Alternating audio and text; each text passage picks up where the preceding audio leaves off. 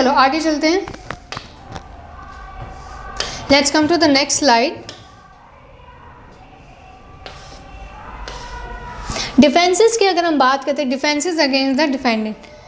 Defences फिर से बता रही हूँ, कौन यूज करेगा? डिफेंसेस यूज करता है defendant. D for dependent, D for defences. Justification of truth. मान लो कि मैं किसी को कुछ सच बात बता रही हूँ और आपको वो बुरी लग जाए, डज इट रियली मैटर कि अब मैं उस चीज़ में क्या नोट करूँ? सपोज मैंने क्या किया है, मेरा एक नेबर है जो 10 इयर्स के बाद क्या किया उसने, मेरा एक नेबर है जो 10 इयर्स के बाद जेल से बाहर आया है। मैंने अपने फ्रेंड को बोला कि ये जो मेरा नेबर है ये 10 साल बाद, एक्स जो है 10 साल बाद जेल से बाहर आया। ये क्या चीज़ है? ये एक्चुअल फैक्ट है, ठीक है।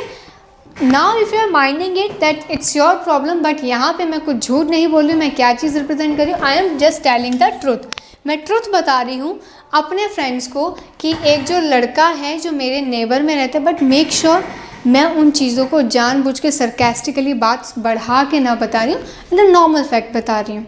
कि अगर सपोज़ हमारी डिस्कशन हो रही है, मेरा फ्रेंड बोलता है यार मैंने ना वो एक्स जो था बहुत दिनों बाद दिखाई दिया, तो मैंने मुझसे बोला कि हाँ वो जो था वो बच्चा 10 साल के लिए जेल गया था पर्टिकुलर ऑफेंस के लिए, और कल ही वो वापस आया है। तो ये क्या है, मैं सच बता रही हूँ। जब भी आप कोई चीज़ ट्रू होती है उसे लोगों को बताते हो तो वो कंसिडर डेफोमेशन में नहीं आती है, वो टर्म डेफोमेशन नहीं होती है। लेकिन मेक श्योर आपकी जस्टिफिकेशन ऑफ स्टेटमेंट जो आप दे रहे हैं वो ट्रू होनी चाहिए। ऐसा ना हो जब आप स्टेटमेंट दे चुके हों, आपने जानबूझ के स्टेटमेंट दी हो और आप बाद में कहें कि ओहो मुझे तो लगा था ये सच है। Is not excusable. हमने पहले भी कहा है लॉ में, mistake of fact is not excusable. आपको फैक्ट्स को प्रूव करना पड़ेगा कि येस इट इज़ ट्रू, ठीक है। Fair and bona fide comment. अभी क्या हुआ ये देखो, मैंने एक बुक लिखी, ठीक है, मैंने बुक थोड़ी ख़राब हो गई, ठीक है, ये मैंने एक बुक लिखी है। मैंने क्या करा है, मैंने इसको ऑनलाइन पब्लिश किया and I asked people comment. मैंने लोगों को बोला कि आप इस पर मुझे प्लीज़ अपने कमेंट दीजिए। मैंने अपनी बायोग्राफी लिखी, ठीक है। Now I have asked people to give make comment on my book, कि मैं जानना चाहती हूँ, रिव्यूज़ जानना चाहती हूँ लोगों के कि ये कमेंट कैसे हैं, कि ये मेरी बुक कैसी है। तो मैक्सिमम जो पीपल है, जो 90% कमेंट आए मेरे पास, वो मेरे अगेंस्ट थे, वो जो कमेंट्स थे मुझे पसंद नहीं आए, ठीक है। किसी ने मुझे कहा कि आपने बहुत ज़्यादा सरकास्टिक टोन यूज़ करी है। किसी ने मुझे कहा कि आपने बहुत ज़्यादा फेमिनिज़म को बताया है। किसी ने मुझे बोला कि आपने जो अपने बारे में चीज़ें लिखी हैं वो कोई स्पेशल नहीं है, वो नॉर्मल चीज़ें मेंशन कर रखी हैं। तो ये सब क्या है, ये बोनाफाइड कमेंट है। बस मेक श्योर एक चीज़ करनी, जो कमेंट कर रहे हैं उन्हें ये चीज़ ध्यान देनी है कि वो इंटेंशनली मुझे डिफेम करने के लिए कोई टर्म यूज़ ना करें। आपने देखा होगा हम गूगल पे बहुत सारी, अमेज़ॉन से कई बार हम चीज़ें मंगाते हैं, रिव्यूज़ का ऑप्शन होता है, ठीक है। अब रिव्यूज़ में जब मुझे प्रोडक्ट अच्छा नहीं मिलता, मैं प्रोडक्ट के नीचे अच्छे रिव्यूज़ नहीं देती। तो ये सब क्या है, अगर आप बोनाफाइड वे में काम कर रहे हैं, अगर आप बोनाफाइड वे में कमेंट दे रहे हैं, देन अब आप उस कमेंट को क्या नहीं कंसिडर कर सकते, अब आप उस कमेंट को डेफोमेशन नहीं मान सकते। क्यों नहीं मान सकते? क्योंकि आपने ही लोगों को ऑप्शन दिया था कि आप उनके विक्स के बारे में, ऐप्स के बारे में, किसी भी चीज़ के बारे में रिव्यूज़ दें, ठीक है। नेक्स्ट बात करते हैं fair comment and justification distinguish.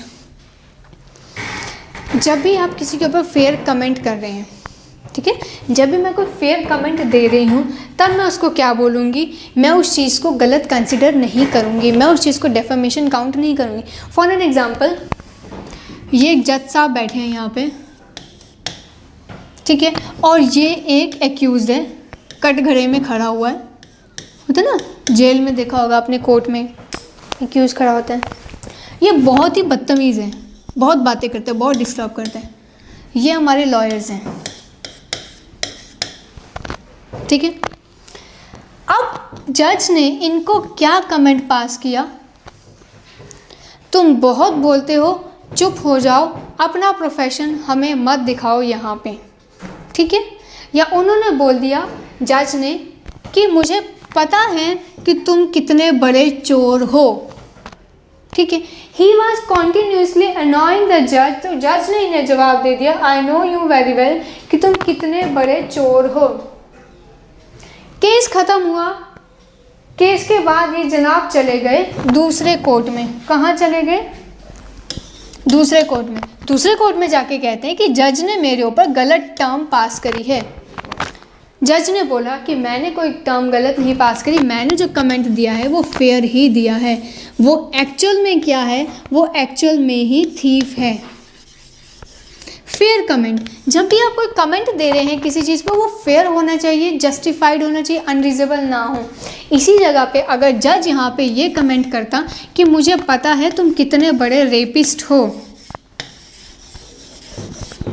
जज कहता मुझे पता है तुम कितने बड़े रेपिस्ट हो, तो ये कमेंट फेयर नहीं है। Your comment should be fair. जब भी आप टॉर्च के डिफेंसेस पढ़ते हैं, एक चीज़ देखना, मोस्ट ऑफ द टाइम चीज़ें आपको ना सिमिलर दिखाई देंगी। ठीक है, मोस्ट ऑफ द टाइम चीज़ें हमें सिमिलर दिखाई देती हैं। तो एक चीज़ हमेशा ध्यान रखना बच्चे, कैसे कमेंट होने चाहिए? सच होना चाहिए, फेयर होना चाहिए, बोनाफाइड होना चाहिए। ठीक है, जस्टिफिकेशन डिस्टिंग्विश्ड होनी चाहिए। जब आप उस चीज़ की जस्टिफिकेशन दे रहे हैं तो वो जस्टिफिकेशन डिस्टिंग्विश्ड होनी चाहिए, क्लैरिटी होनी चाहिए आपकी जस्टिफिकेशन में। Absolute privilege and qualified privilege, ये बात करते हैं हम हमारे लॉयर्स के लिए, हमारे पार्लियामेंट में कन्वर्सेशन के लिए। जब भी कोई पार्लियामेंट में कन्वर्सेशन होती है, ठीक है, पार्लियामेंट में आपने देखा होगा एक दूसरे की पार्टी को इंसल्ट भी किया जाता है, उनके बारे में बैक बिचिंग भी करी जाती है। उस पूरे पार्लियामेंट सेशन में जितनी देर भी डिस्कशन चल रहा होता है उसे हम प्रिविलेज काउंट करते हैं। ठीक है, सपोज 4 बजे पार्लियामेंट ख़त्म हुई। ठीक है, सब लोग कैंटीन में अपनी अपनी चाय पी इंजॉय कर रहे थे। ये सब लोग बैठ के अपनी अपनी चाय इंजॉय कर रहे हैं। ठीक है, पार्लियामेंट ख़त्म हो चुकी है, अब पार्लियामेंट का टाइम नहीं चल रहा है। इस इंडिविजुअल ने ओ के ऊपर कमेंट पास कर दिया। क्या किया? कमेंट पास कर दिया। मुझे पता है तुमने इलेक्शन किस किस के साथ गलत काम करके जीते थे। मुझे पता है कि तुमने 375 कमिट किया है। मुझे पता है कि तुम एक बहुत बड़े चोर हो।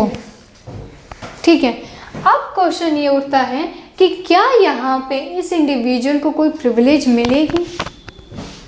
बिल्कुल नहीं मिलेगी, क्योंकि ये प्रिविलेज के अंदर आता नहीं है। प्रिविलेज तब तक रहेगी जब तक आप 4 बजे के अंदर अंदर कोई भी with in the limit comment pass कर रहे हैं, ऐसा कमेंट पास कर रहे हैं जो एक जस्टिफिकेशन है, जो पार्टी के बारे में बात हो रही है और वो रीजनेबल है। Beyond that it is not permissible. Statement of opinion, हमने पहले ही बताया, अगर कोई आपको ओपिनियन दे रहा है, ठीक है, मैंने बच्चों से पूछा कि बेटा आप ये बताओ कि मैं कैसा पढ़ाती हूँ। एक बच्चे ने उठ के बोला मैम आप ना बहुत बोर करती हूँ, कुछ भी समझ नहीं आता आपका पढ़ाया हुआ। अब मैंने उस चीज़ को डेफर्मेशन कंसिडर किया, ठीक है, और अब मैंने उस बच्चे के ऊपर केस फाइल कर दिया। The court will say you were the only person who were asking for opinion, you were the only person who were asking for opinion. जब आप ओपिनियन दे रहे हैं या एक इंडिविजुअल अपनी मेयर ओपिनियन आपके सामने रख रहा है, that is not considered as a defamation. ठीक है, ये बात क्लियर है यहाँ तक? इन टर्म्स में जो क्वेश्चंस आते हैं वो डायरेक्टली पूछे जाते हैं, इन वर्ड्स को पूछा जाता है। स्टेटमेंट ऑफ ओपिनियन, प्रिविलेजेस कितने टाइप की होती है? प्रिविलेजेस 2 टाइप की होती हैं। जस्टिफिकेशन कैसी होनी चाहिए? Fair and bona fide comment, justification of truth. ठीक है, नेक्स्ट चलते हैं।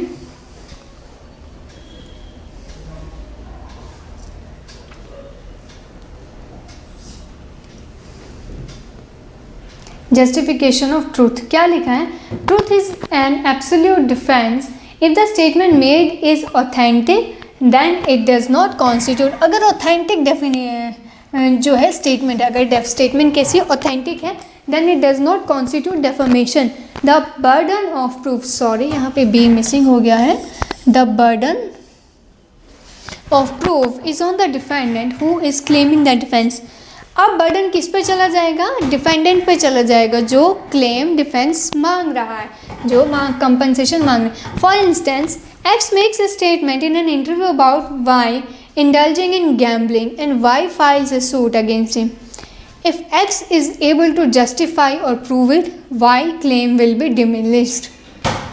आप किसी भी इंडिविजुअल के बारे में जो भी कमेंट पास कर रहे हैं, मेक श्योर वो कमेंट कैसा होना चाहिए, आप उस कमेंट को जस्टिफाई अगर आप कर पा रहे हैं, प्रूव अगर आप कर पा रहे हैं, then it can not be considered as a defamation. अगर आपने मेयर सरकास्टिक वे में मेयर उसको क्या किया है, मेयर उसको इंसल्ट करने के वे में कुछ भी स्टेटमेंट बोल दी है, that is not considered as a justification. बहुत ईजी है।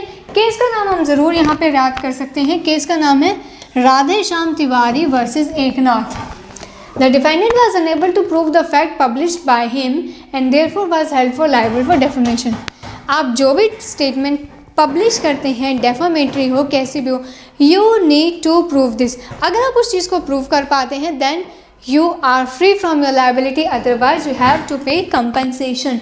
ठीक है, तो जस्टिफिकेशन ऑफ ट्रुथ में क्वेश्चन क्या है, राधे श्याम तिवारी।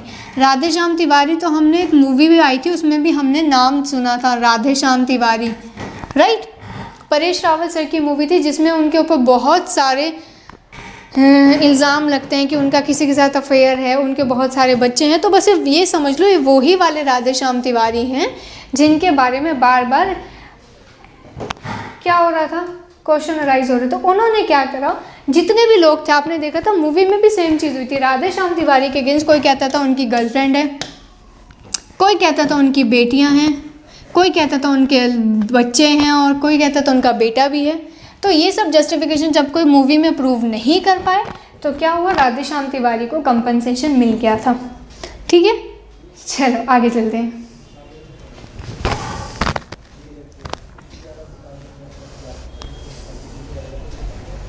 चलो now let's come to the fair and bona fide comment.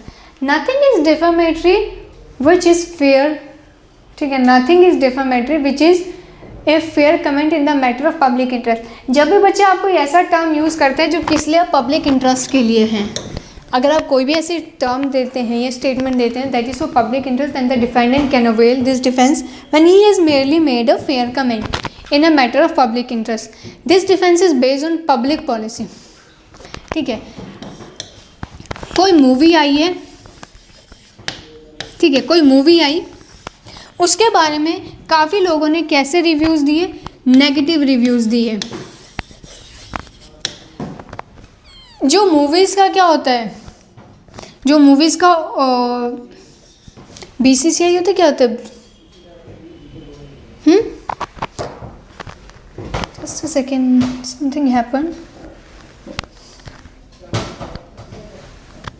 Okay guys, give me 1 second, I think something is happen.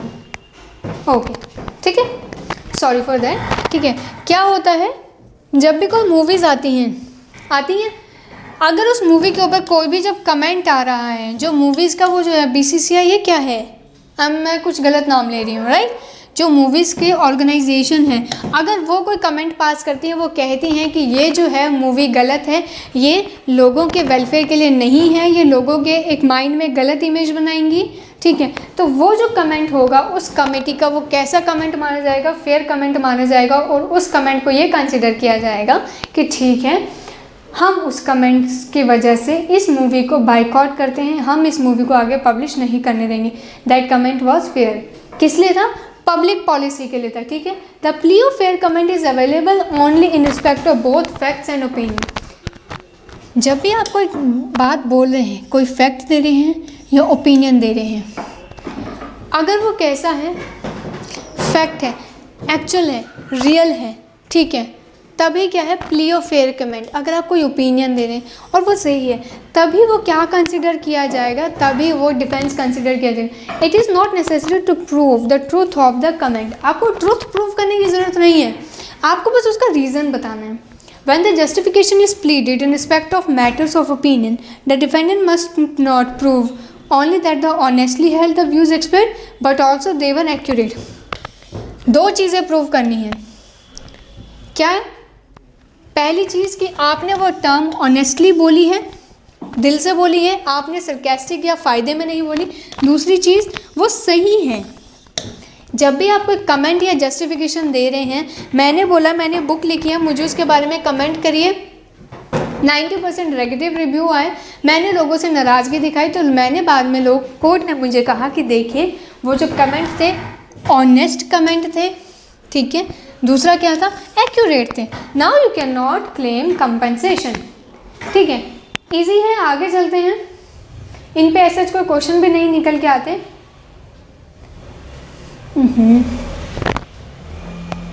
Absolute privilege. It gives the person absolute right to make statement even if it is a defamatory. The person is immune from liability arising out of defamation lawsuit. जब भी आपको पता है कि वो statement गलत है, फिर भी आपके ऊपर कोई प्रोसीडिंग नहीं होगी, उसको हम कहते हैं कौन सी प्रिविलेज? Absolute privilege. और ये प्रिविलेज आपको कब मिलती हैं? जब आप किसी गवर्नमेंट ऑफिशियल की तरह कोई काम कर रहे हो, ठीक है, या आप लेजिस्लेचर में डिबेट में पार्टिसिपेट कर रहे हो, ड्यूरिंग पॉलिटिकल स्पीच. पॉलिटिशियन में आपने देखा होगा, न्यूज़ चैनल में बहुत कुछ हमें सुनने को मिलता है. कम्युनिकेशन बिटवीन स्पाउसेस, ये एब्सोल्यूट प्रिविलेजेस, आप इन्हें डायरेक्ट याद कर सकते हैं. ये डायरेक्टली हमसे एग्जाम में पूछे जाते हैं. क्वेश्चन 1, 2, 3, 4 डायरेक्ट क्वेश्चन आते हैं हमारे पास. ठीक है. एब्सोल्यूट प्रिविलेज क्या है? जब कोई भी गवर्नमेंट ऑफिशियल अपनी ड्यूटी के ड्यूरेशन में, during office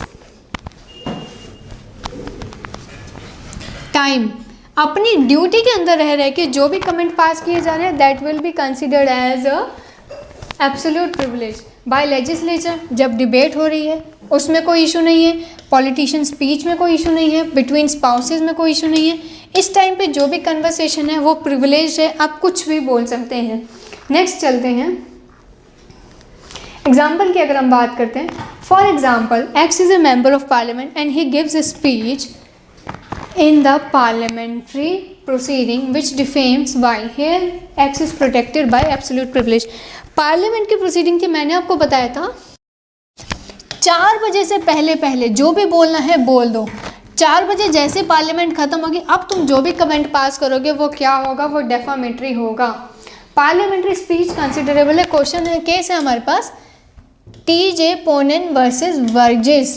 The court held that a letter sent by husband, letter किसने भेजा है? हस्बैंड ने. किसको भेजा है? वाइफ को. Which contains defamatory about the father in law, ससुर जी के बारे में बातें करें. Does is not a case of defamation, it is a privilege communication between the spouses as per section 122. ये एविडेंस की बात आ गई है.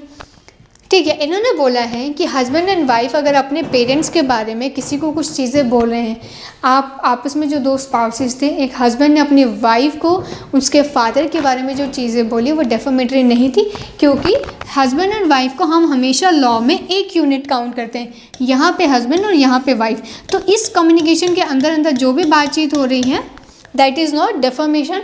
इसके लिए नो कंपनसेशन. ठीक है. नेक्स्ट केस है Chatterton versus secretary state of India. It was held that letter from the secretary of state of India to his parliamentary under secretary providing the material for the answer to a parliamentary question was absolute privilege.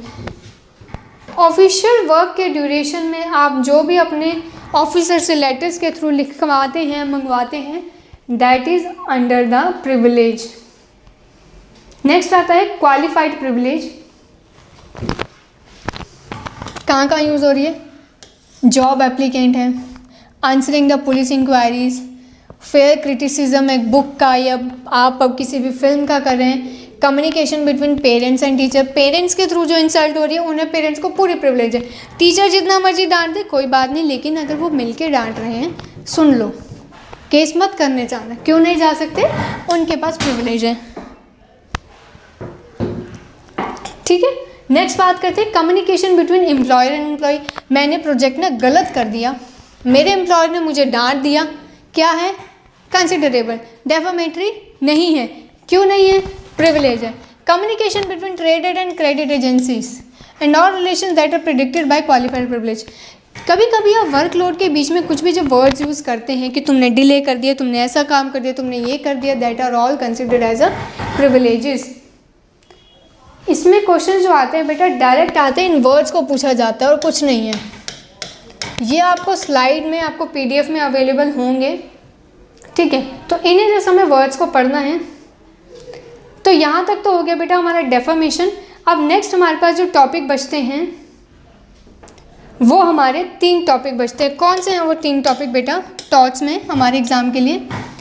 Trespass है, next है हमारा nuisance है, फिर आती है हमारी liability. Liability हमारी 2 तरीके की होती है, वाइकेरियस लाइबिलिटी है और स्ट्रिक्ट लाइबिलिटी है, ठीक है। इसके बाद जो हमारे टॉर्ट्स में क्वेश्चंस आते हैं that will be finished up to here. हमें जो पढ़ना होगा वो up to the bus in 4 topics को 1 2 3 4 ये 2 लाइबिलिटी हैं, न्यूसेंस है एंड ट्रेसपास है, एंड आफ्टर दैट हमारे जो टॉर्ट्स का कंटेंट है दैट विल बी फिनिश्ड, ठीक है। तो आप एक बार क्या कीजिए, आप इन पॉइंट्स को लिख लीजिए अपने एग्जाम के लिए, ठीक है। इसके बाद हम नेक्स्ट क्लास में डिस्कस करेंगे हमारी ट्रेसपास, न्यूसेंस और टाइप ऑफ लाइबिलिटी को, ठीक है। Just note it down.